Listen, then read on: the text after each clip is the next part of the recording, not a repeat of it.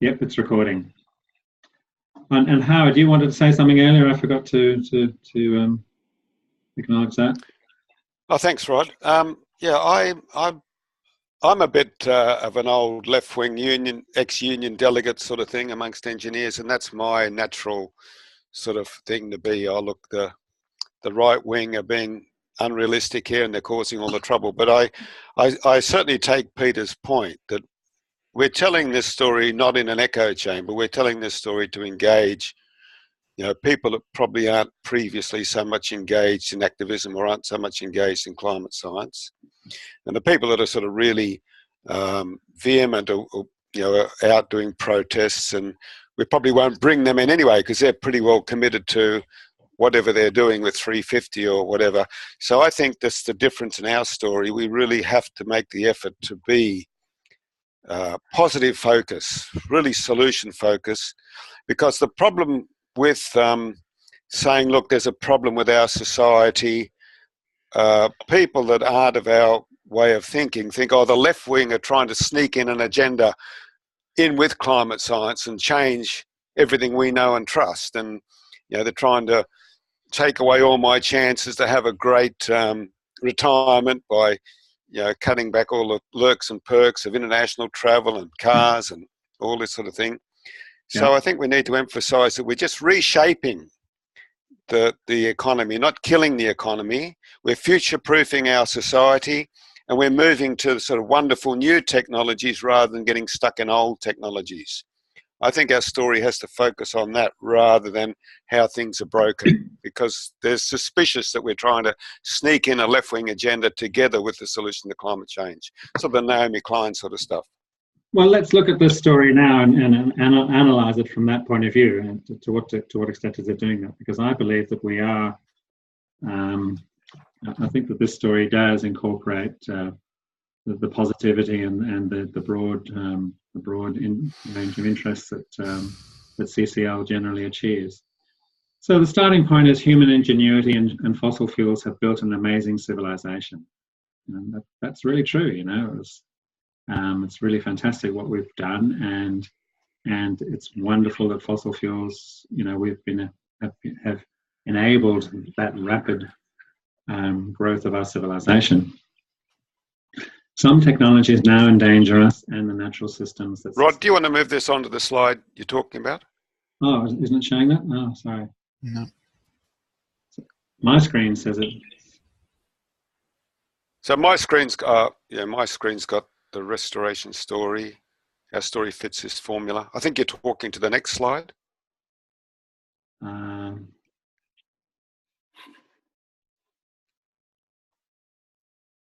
Is that showing now? I think I've got it now. Yeah. Is it saying our story? Yes. Yeah. Okay. So human ingenuity and fossil fuels have built an amazing civilization. Some technologies now endanger us and the natural systems that sustain us. I think that the next point is really, really important too, that we have all the technical solutions we need to avoid the danger, but our social and political abilities lag behind our technical skills. And we are divided and confused by competing vested interests. We can recover our natural abilities to cooperate and connect with each other and with MPs and work on solutions together. We have a simple but powerful solution that can unite the world. So those are just some key points that we can build a story around, depending on who our audience is, what sort of and what interests are, how much we already have them, and what we know of those things. So let's think about some of those bones, I suppose you could call them, of the skeleton. Comments, thoughts, ideas. Peter. Yeah, so there's a couple in lines there that really suggest things are broken, which I don't think you need to suggest that. Well, why not? Because I think one of the things that we do have to acknowledge is that we do have a problem. To pretend that we don't have a problem I can't see that I can't see any point in avoiding that. We do have a problem. Everyone has. There is always problems. There always will be problems. But there's difference between having a problem and having a broken system. Okay. Yeah, I'm with Peter. I think we need to focus on missing opportunities. So we're missing the opportunity to move to modern technologies rather than emphasising the problem. Be more solution focused. So we skip the fact that there is some danger altogether? No, that's the problem. So we emphasise solutions rather than problems. Yeah. So Peter, what wording would you like to change in that, or don't you like in that our story?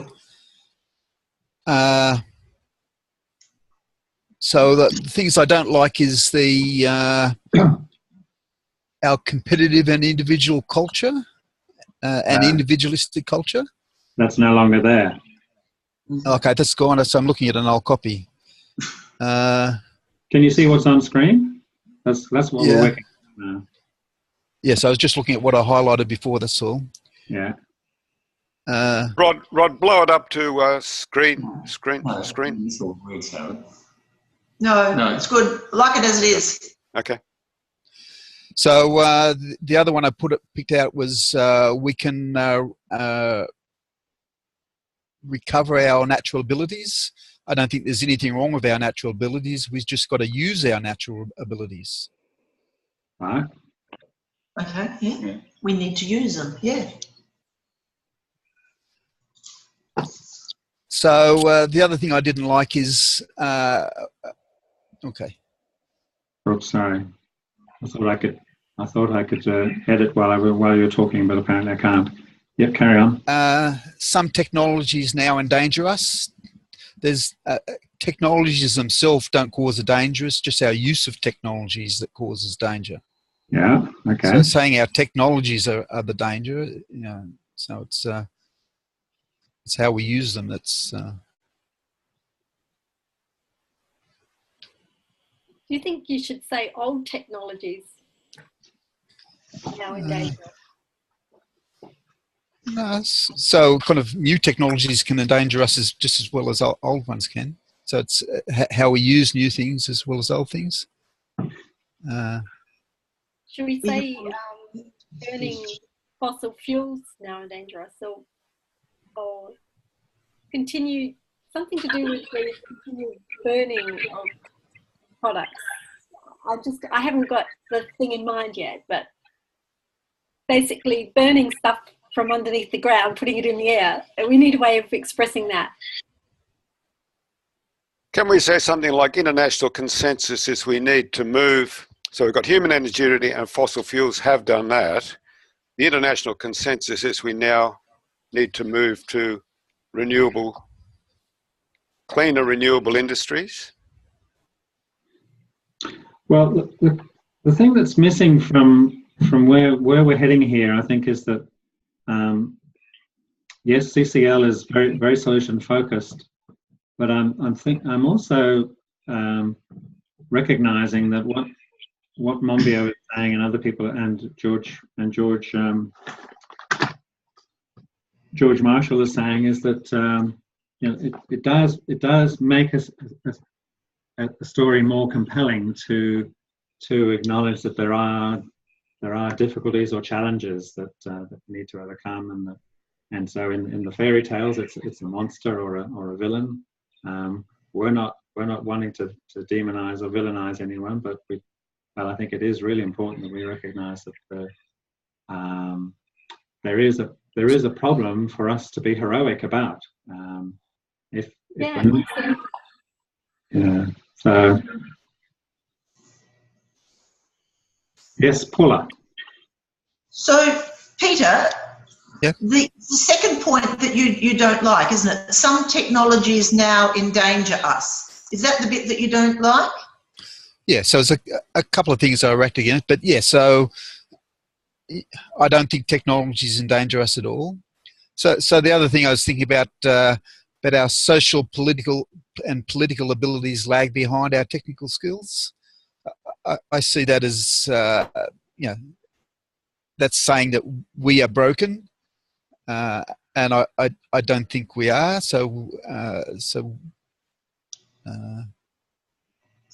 I don't think there's anything wrong with our social and political skills. So getting back to the second point, would you prefer something more specific, like basically, like that's saying some technologies, but do we say, fossil fuel? Do we name it fossil fuel industry zone?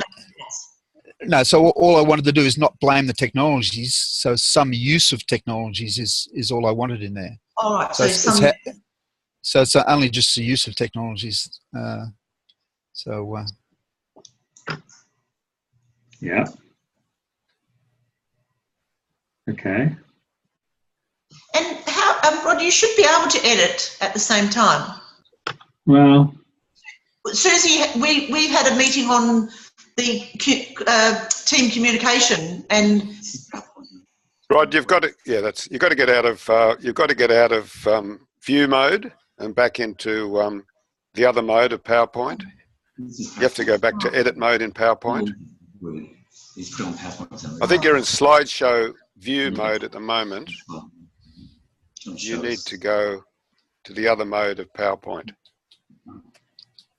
You know what I'm saying? yes, I do, but I just don't know whether that's. Then we can't see it. yes. So if it was on a Word document, you'd be able to edit and show it at the same time. What can you see now? Yeah. Yeah, our story.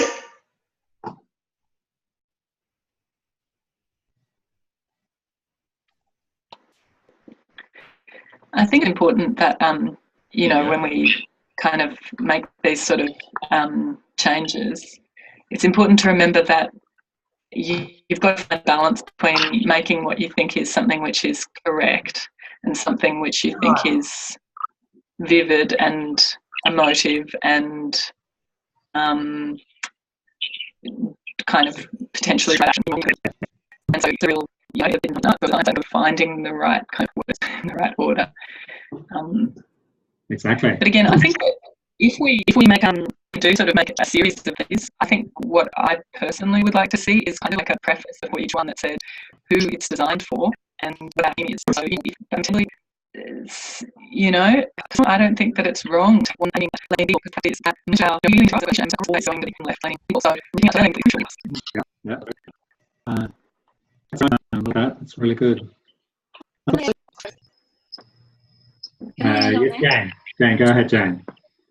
Yeah, I'd always been very keen on reaching out to Conservatives, but after listening to the marriage equality talk by that Irish campaigner this morning, I've suddenly... Can you lean close to Jane? Sorry, can you hear me now? Yes, better. I was listening to the Irish campaigner for marriage equality on Radio National this morning, and one of the key things that brought their campaign through was all the young people who voted, all the young people who have now enrolled to vote. And he was very much, it was very much of the view that winning was about bringing everyone around, but it was also the huge volume of young people who became involved and voted. And so I think that we do have to reach out to Conservatives, but I'm starting to think that perhaps we should be aiming at the different demographic as well now. That's true, but I also like what George Marshall was saying, and that is that that we can actually have a universal story that appeals to everyone. I'm exaggerating. Yeah. It's just the nuances that so each time we tell it, and so this is my next slide actually. I might go on to the next slide because I think it's quite important. Actually, that Irishman also said that, he said winning was about persuading everybody. So I guess that's really, that's probably more like it. Yeah. So my thought is that that each of us can take this skeleton and flesh it out using our own language and our own way of speaking. And something that's very important here, I think, is that this story is not about this being a written story. Sure, we will have written copies of it, and and it will seep into some of our written materials. But for me, this is a spoken story, and necessarily, of course, every time we tell it, we will be using our own language and our own way of speaking. So in a way, it becomes our story. And importantly, we will choose our own sub-stories to tell. So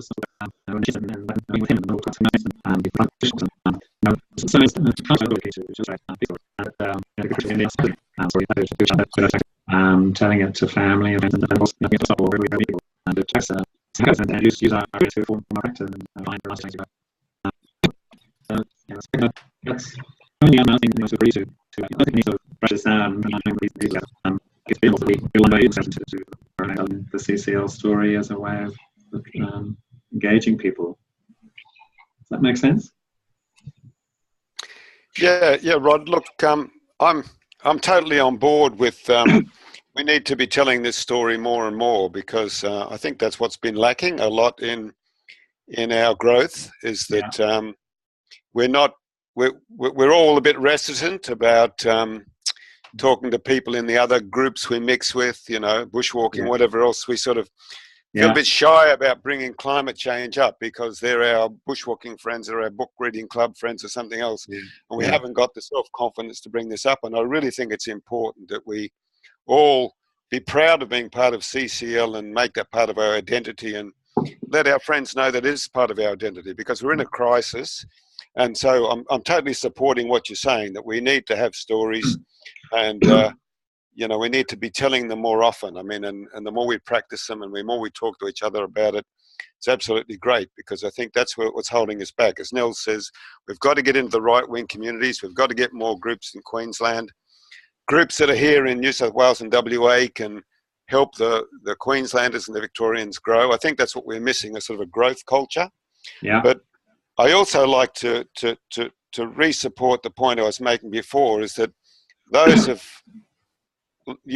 us like me who've had a bit of a left-wing background need to be continually reminded that things that we think are obvious aren't necessarily obvious to a lot of the people we're trying to engage.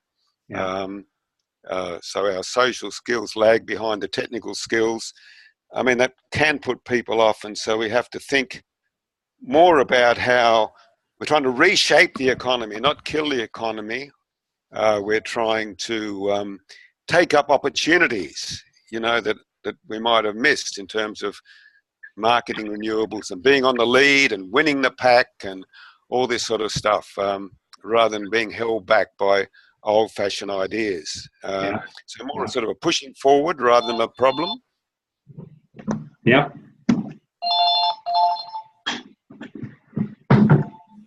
Just putting the phone in the drawer. Good. Other thoughts from anybody now?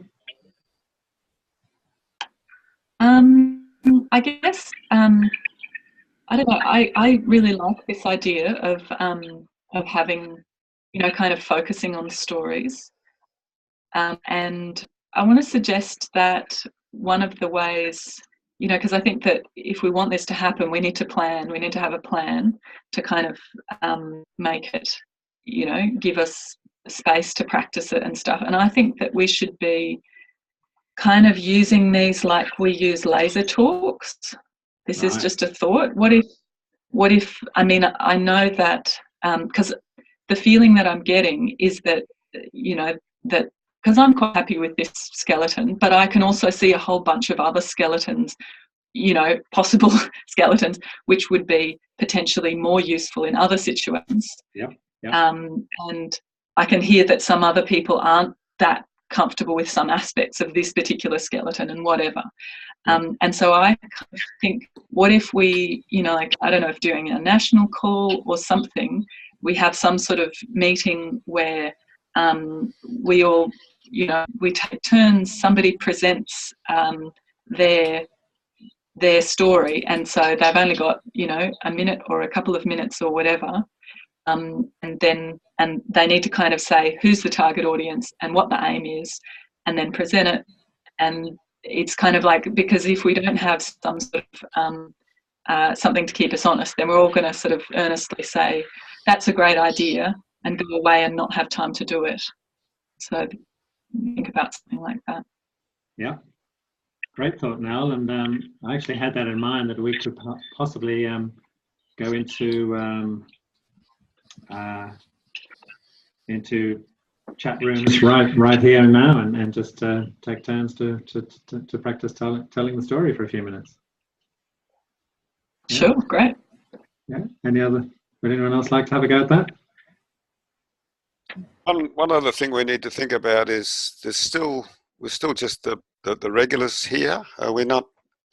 I don't know how many people you invited to this particular meeting, but we're not getting lots of people to either our Thursday hookup or to these sort of what we say the core group meetings.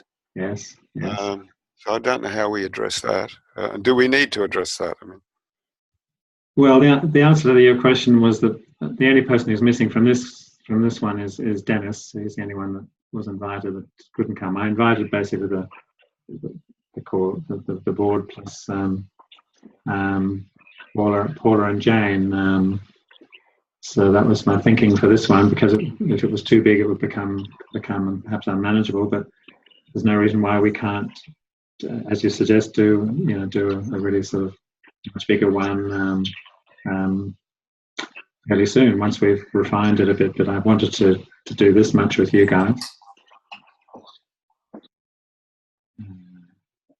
So just before we do go into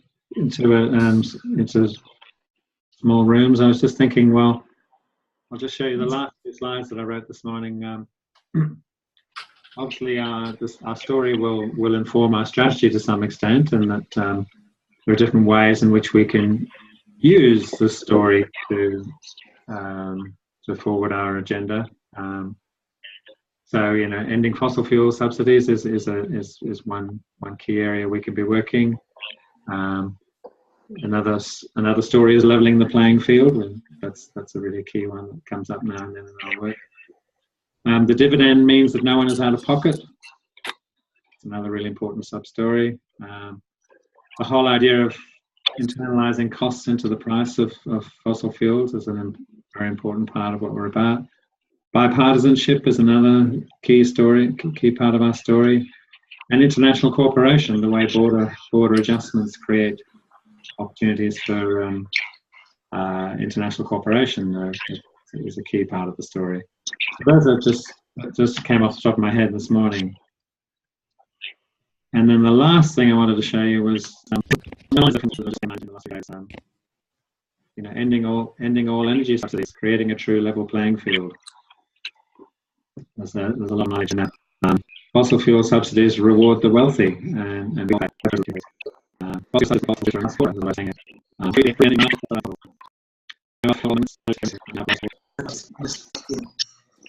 go about carbon phobia. Probably no reason at the end time I've suggested at the time we just have about carbon pricing and over the phobia that's created. And the rest of carbon pricing is essentially inevitable. So those are some of the stories that sort of come out of our story. They're good. I like them. Sorry, who was that? Paula, you've got something to say. Whether one of them should be clearly do not use taxpayers' money. We're not using taxpayers' money. Yeah, that's a great one. I know you've had that in there.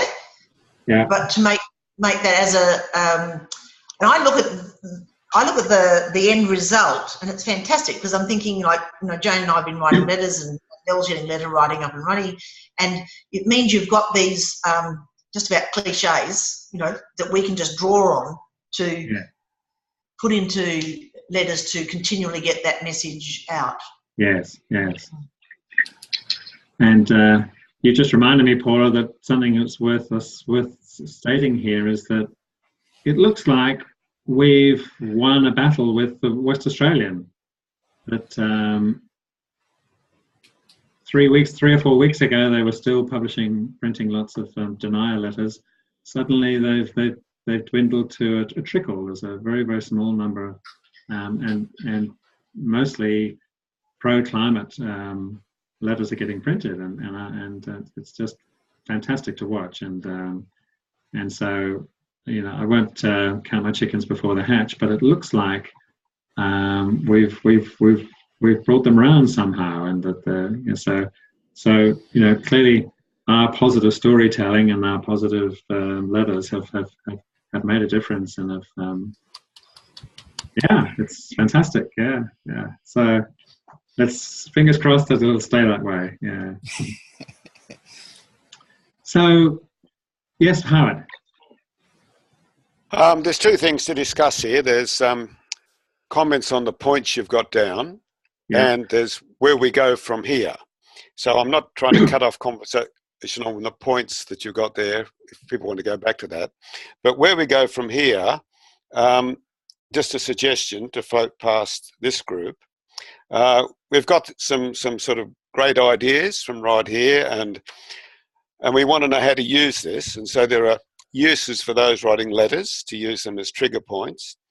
But in terms of helping it build engagement, could we get the groups, and if we did this, how many would get involved, to develop a story based on this, and then come to a Thursday call, and as a group present their story to the other groups on the Thursday hookup. So Oatley, well, the next meeting coming up here is Petersham on the 4th Wednesday of the month. Petersham have to say, okay, we're going to try and make it more for right-wing people or something, and then their job is then to present that to the Thursday meeting, and maybe Tangi would do one for something, and we get a bit more engagement, leverage off this story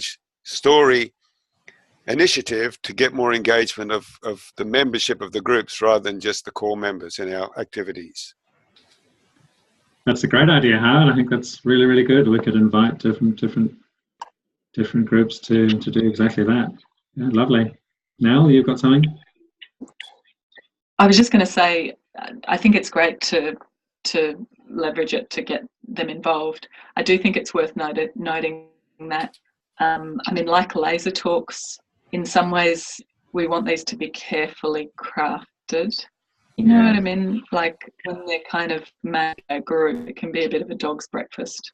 So just to put that out there, you know what I mean? I don't know. I'm going to encourage other groups to sort of practice with some, but practice with one, and then perhaps, I don't know. Sorry, I'm just waffling. Ignore me. It's important to be thinking aloud. Peter. Yeah, just one of the things I was thinking about when you're going through all those dot points, kind of the dot point I thought about was jobs and growth. Kind of jobs is what kind of the average person is worried about, and they're also worried about their kids and their grandkids, and so that requires kind of good growth rather than bad growth. And I think that's kind of those, especially taking the ideas from the the Liberal Nationals, and using it in a constructive, very simple way to drive the story. Yeah, jobs in renewable industries or something like that. Yeah, sure. I've just noticed that Sandy and Jody we haven't heard from yet, and I'm wondering whether there's anything you'd like to say. Okay. I would like to get the dot points and play around with making a story. And something I've been thinking about is that if we're telling it to someone, we will engage with where they're at some point. So we'll have a story ready, but it might be adaptable, or we might start with where they're at. So it's not just a fixed thing that we deliver. It's like an engaged conversation sometimes. Exactly. That's the benefit of the oral story, I think. Great point. Yeah, thank you.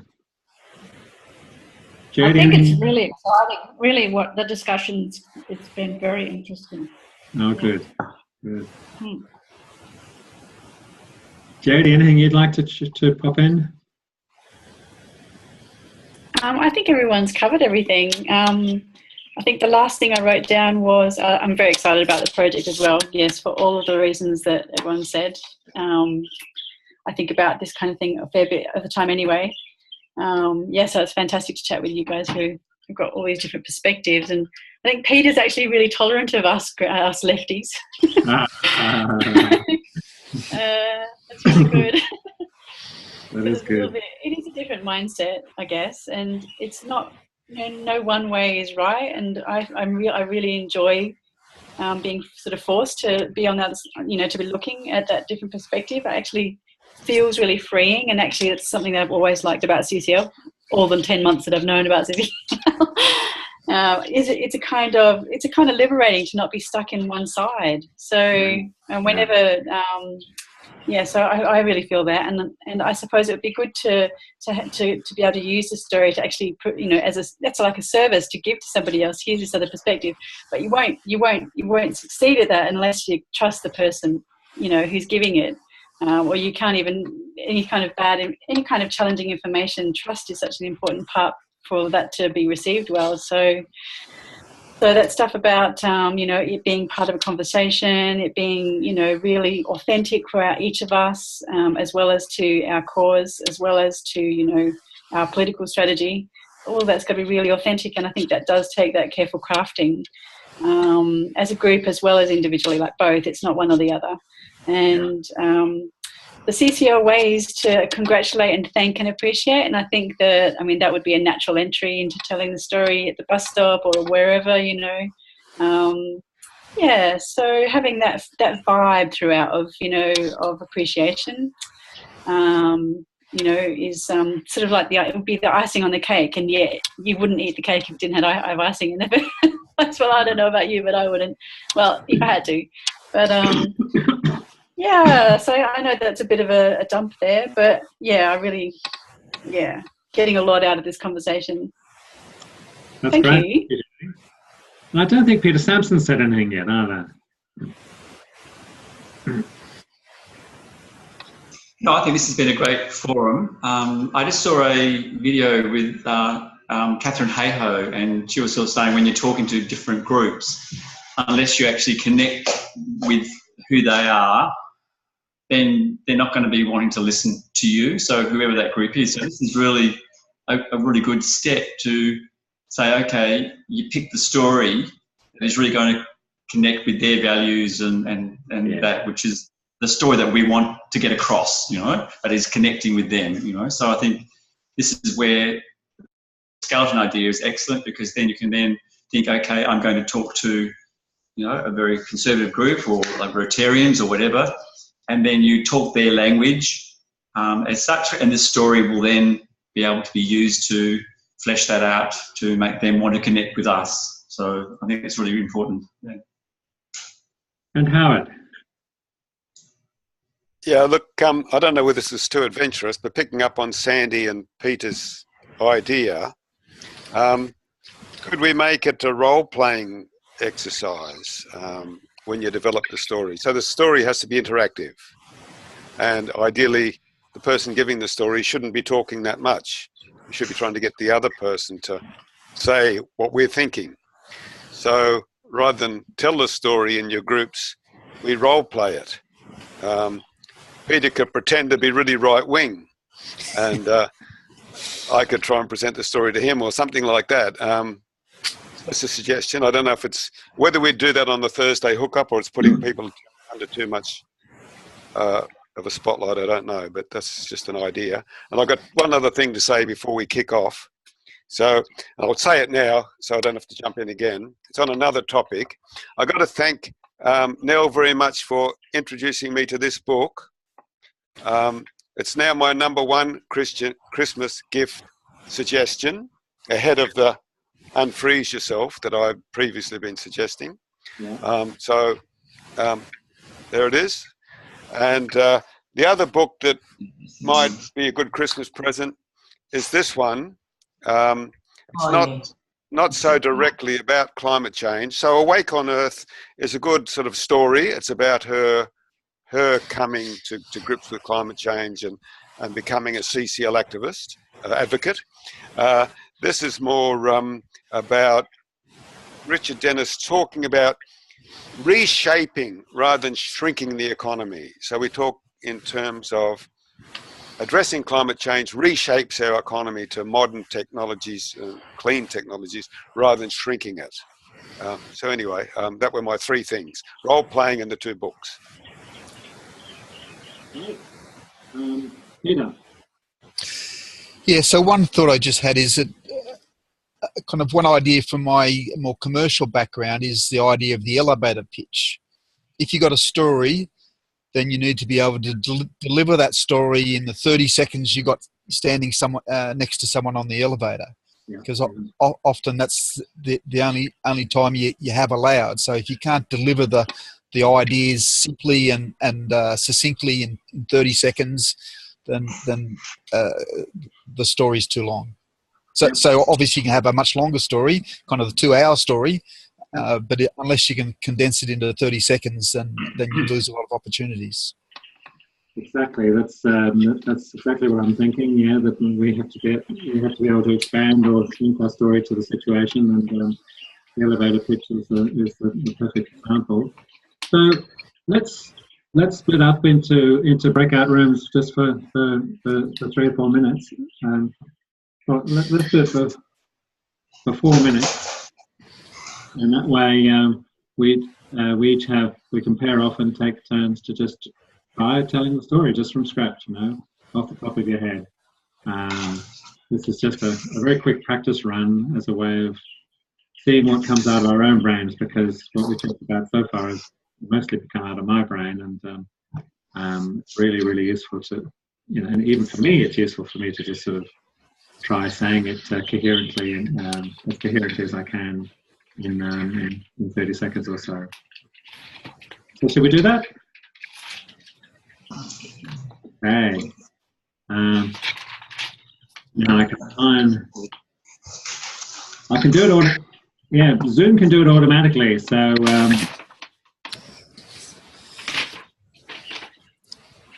so we're going to be 4 rooms.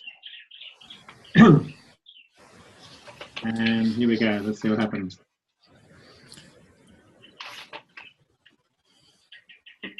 Rod, can we have the dot points up on the screen at the same time or not? I'll try. Now this is going to leave Jodie on her own. That doesn't work. So Peter and Paula could do it together. Yes. Yeah. Okay. So I'll move Nell to Jodie, and Peter and Paula on their own. Okay, we're off. And he'll be on his own. Oh, he'll be on his own. Yeah.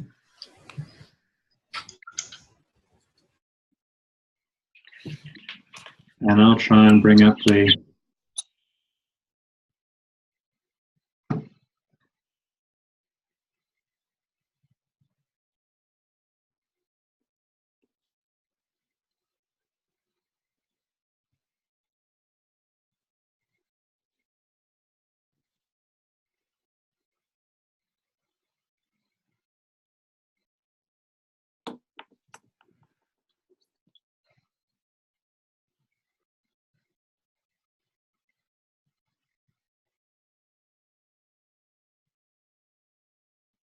Oh, am I with you two?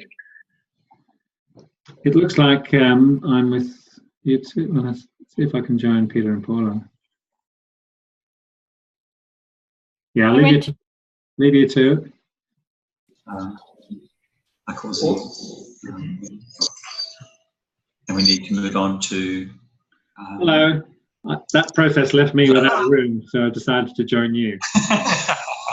Do you want to join us? Yes, please. Yes, please. Well, Pete's just telling me his CCL story, which has started with I belong to CCL because it's a non-partisan group and has wonderful solutions to climate, and some technologies are causing harm. And that's where you're up to. it's very hard to sort of think of all the different things going through your head. That's a blank.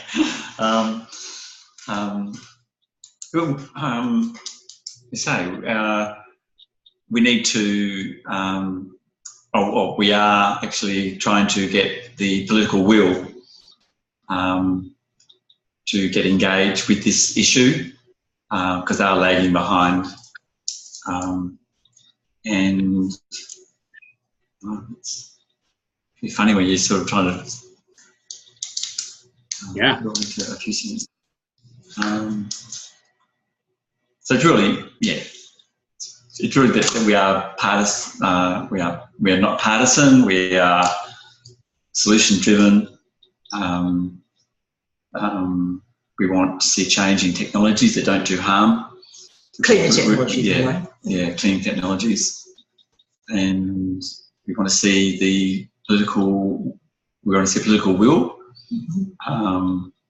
And it also comes with social change. With what the situation is. That's about time for you, Peter. Yeah, that's it. Paula's turn. Okay. Or would you like me to go first? Well, yeah, you can go first. I mean, I pretty much like what Pete said, but you go for it. I'll take down your notes. So, I've heard about Citizens Climate Lobby, Rod Mitchell. Can you tell me about it? Well, it's a group of people around the world who recognise that despite the brilliance of our technology and civilization, we have also created some problems for ourselves. And the big one is climate change, that our technologies are creating climate change. And the interesting thing is that we have all the solutions that we need to turn things around. However, it seems like socially and politically we are unable to put those solutions in place, and there's a big problem there that we need to address. So, but what I love about CCL is that we've figured out that by using our natural abilities to connect and collaborate with each other, cooperate with each other, we can work with members of Parliament and many other stakeholders to figure out how to put those solutions in place. And incidentally, we have one particular solution that we're very pleased with, that we believe that can actually unite the world. And I can tell you more detail about that another time. Wow, that came out okay.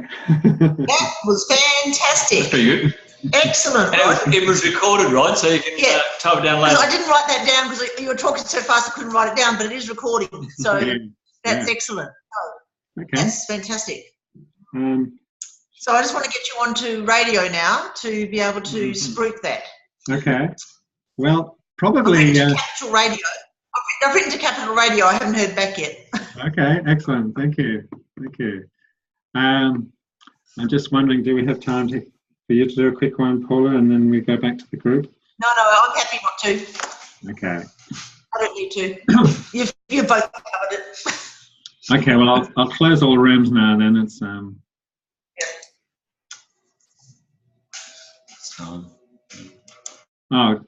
it gives people 59 seconds to do it. So you've got 59 seconds. You still there, Paula?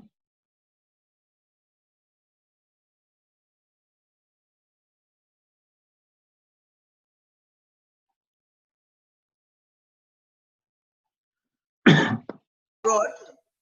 Oh, where's Nell gone? You lost Nell. And who else? Jody. And Jody. Yeah. They're waiting to the last minute to come back, are they? I don't know. I could say something sexist here, but I won't. Wise man, Howard. Sandy and Jane. My age. Sandy and Jane, it looked like you two didn't connect with each other. Is that right? Well, I was in a room by myself for a long time, and then suddenly Jane appeared. Right. Yeah, I went looking for the room, and I ended up having to log back in again, and then I found Sandy, so right. it was okay.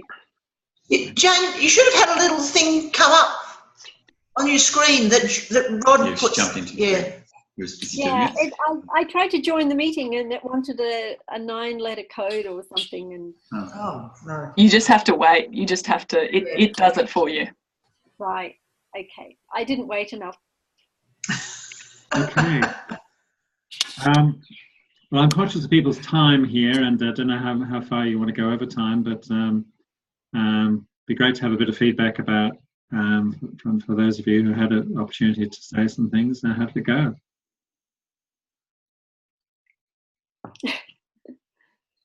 Yes, Sandy.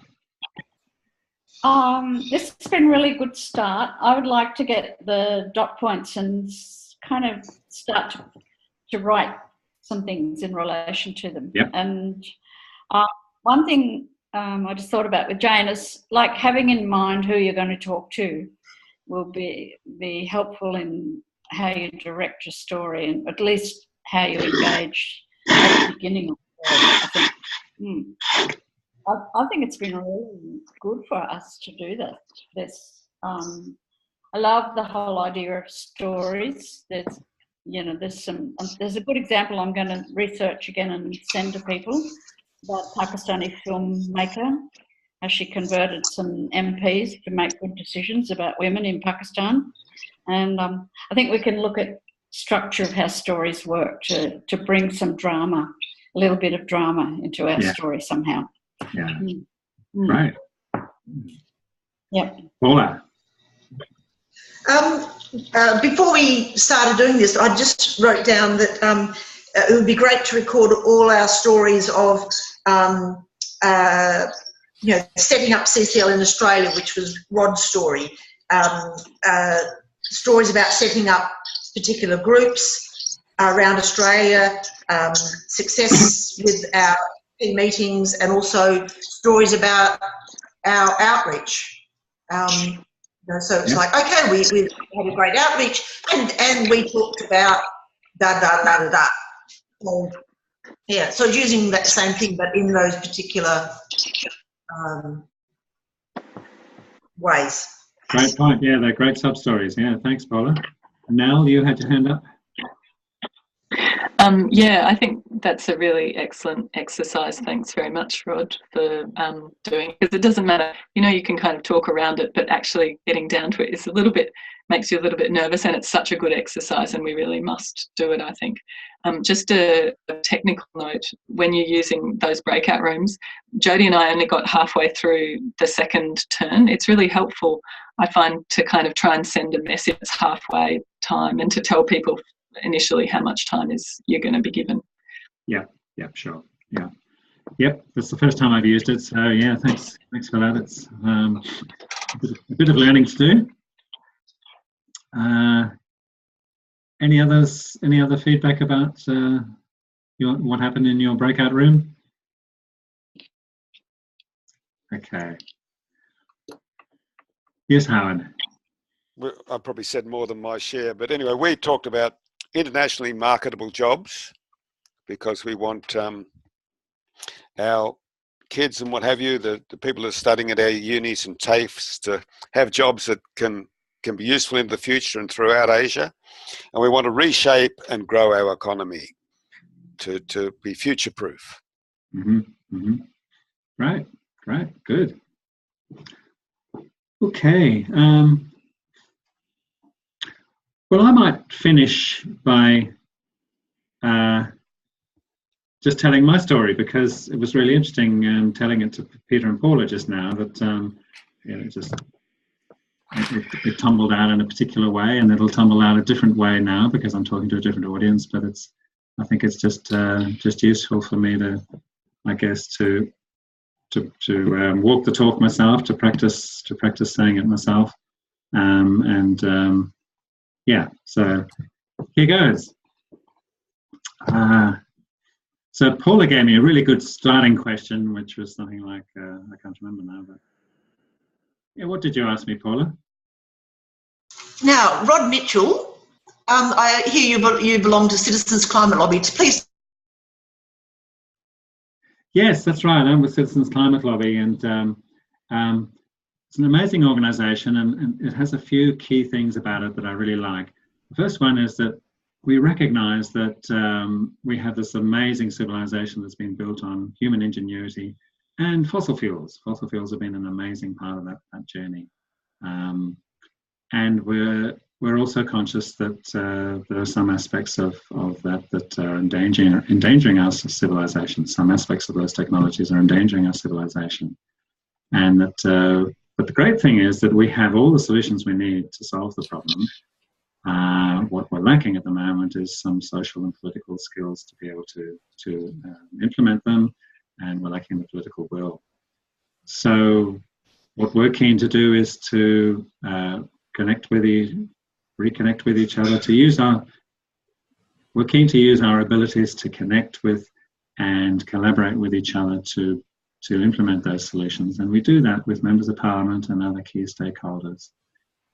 And also, I don't have time to tell you about this at the moment, but we also have a key piece of policy that we believe solves a lot of the problem and has the power to unite the world. That's it. Obviously, lots more work to be done on that, lots more perfecting, and I own that as currently my story. It will change over time, and I'm very happy for you to sort of use bits of that, but to develop your own story that keeps to the same sort of, I guess, still uses the same principles that enable it to become a compelling story that engages people and interests them. So. Voila. I'd like to ask Peter Todd, yep. when you heard Rod's story, how did that sit with you? There's a couple of things in there that still didn't quite connect with me, but so there was a lot in there that did.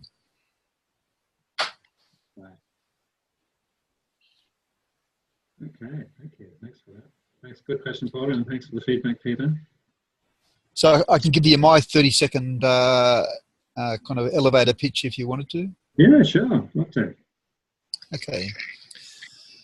Climate change is a huge opportunity for Australia to grow our economy and create jobs. We have all the technology to solve the climate problem.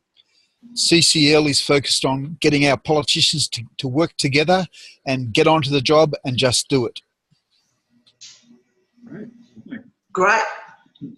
Good. Anyone else want to have a go, or shall we start winding up?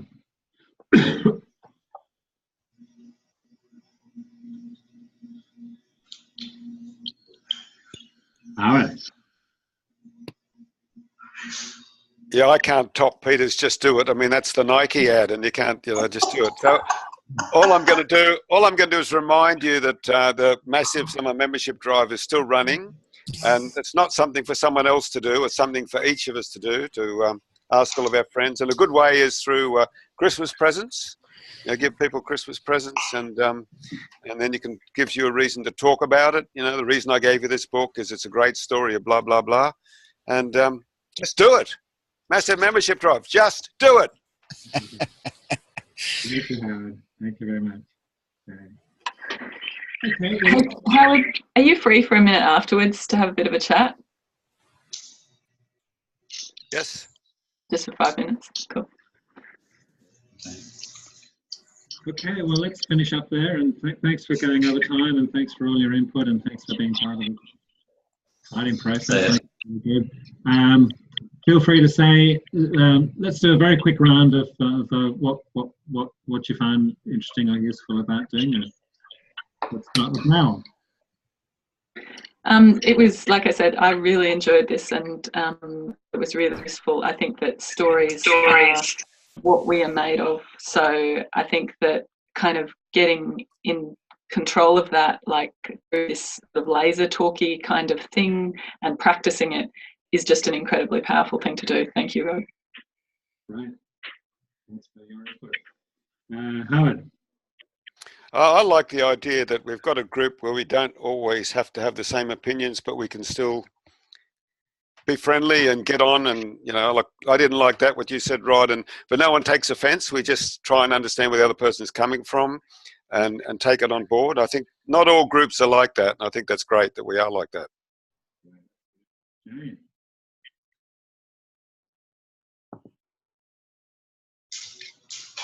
Jane, you're unmuted. Go ahead. So me? Oh, okay. Yeah, I love the story stuff, and I like seeing it like the Brothers Grimm, you know, myth or legend style. And I do think that Peter finished off with a great line of the "Just do it, just fix it." That's a nice, good sharp ending for a story.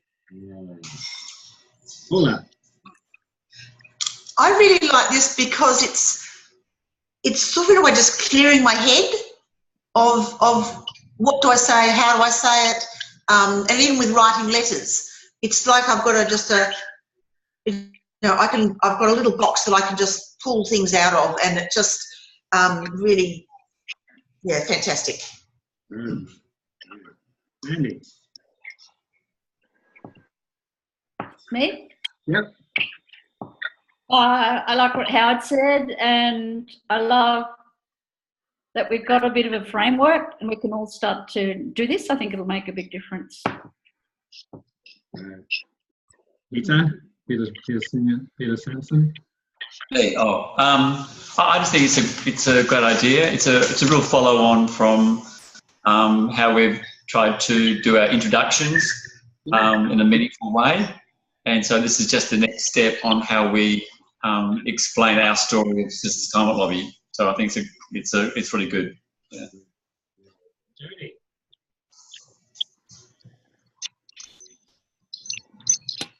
Yep. Yep. I think I've changed my story as a result of this meeting, so I think that's a good. Yeah, I also really value the different perspectives as well. Yeah. So it does make you feel like you can not say anything. Well, pretty much though, and that's really special. Yeah. Thank you. Yes, Paula? So you'll be able to send out this recording, because I'd like to just quietly listen to it and make notes at my own pace, and yeah.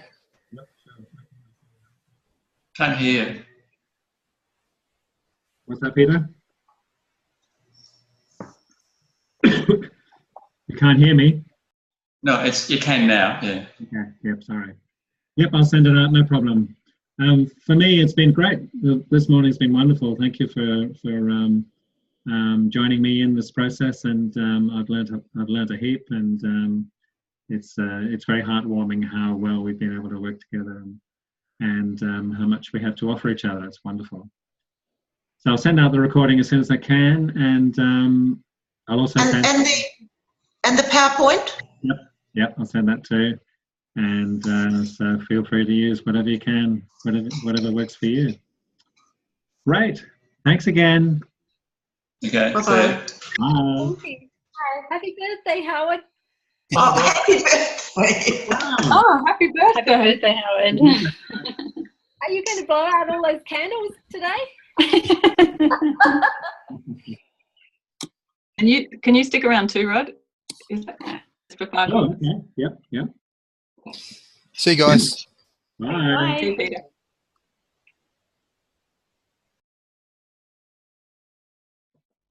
I just want to